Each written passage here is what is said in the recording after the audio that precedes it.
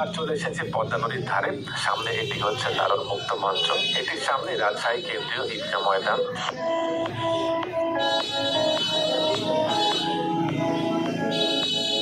ঈদগাহ ময়দানটিকে সম্ভবত নতুন করে সাজানো হয়েছে, দেখে মনে হচ্ছে মোগল আমলে সেই স্থাপত্যগুলোকে ফুটিয়ে তোলা হয়েছে।